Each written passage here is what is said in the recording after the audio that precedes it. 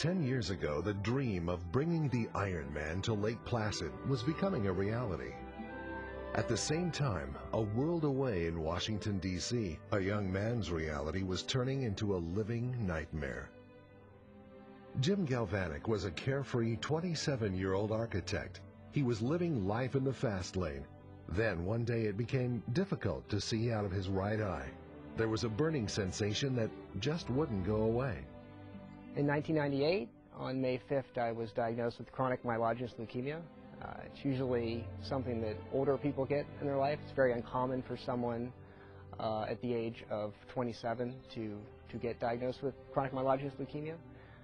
The type of leukemia, the only cure for it would be to have a bone marrow transplant. When Jim first called and said, "I have leukemia," it's like somebody just punches you in the stomach as a parent. Anybody who's a parent knows when you have a sick kid, no matter how old they are, it hurts. It hurts. By November, Galvanek was in Seattle at the Fred Hutchinson Research Center, where he endured 3 days of intense radiation to kill his own blood system. Then, on his 7th day in hospital, what he refers to as day 0, he received a bone marrow transplant. One of the things we had to do when I had my transplant was do 13 laps around the ward every day, which was 1 mile. And how difficult those 13 laps were every day and how much I didn't want to do it. And now I'm going to do that 13 laps 140 times on Sunday. It's very exciting. I feel like I've come a long way. When Jimmy was little, he was always active, always, an outside kid. I looked at it like, was there something I did? As he was growing up, was there some place he played? Was there something we fed him? Was it in the water?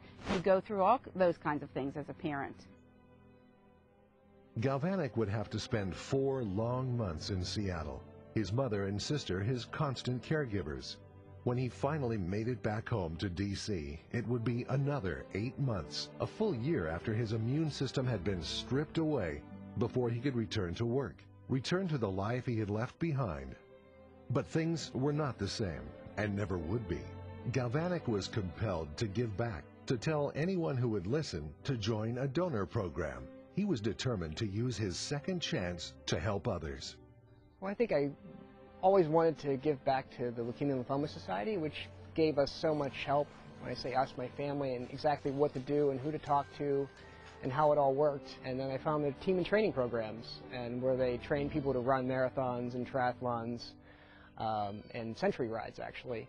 And I really got involved with that about 3 years ago. And my first couple of events, we raised a few $1,000s here and there, and $14,000 and $28,000.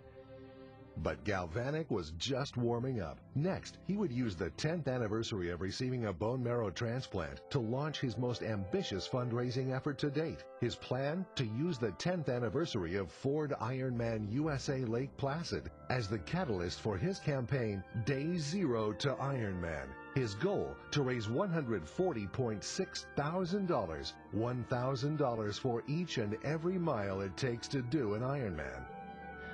I wouldn't be here today without the people at the Leukemia and Lymphoma Society raising money for cancer research. The survival rates for people or children with leukemia in 1960 were 2%.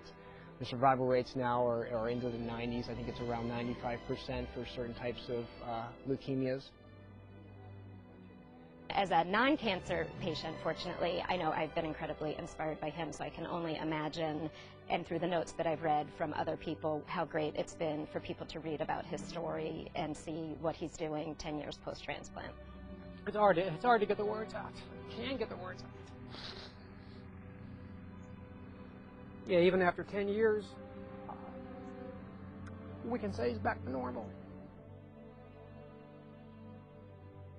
I'm often on my training runs, and everybody has like their own little mantra that they'll say to themselves, like to keep going, or you can do it, or whatever it is. And I'm always like, come on, Tom, we can do it. Tom was my donor, and I always feel like, and maybe his blood was a little better than mine because maybe he carries a little bit more oxygen. I don't know.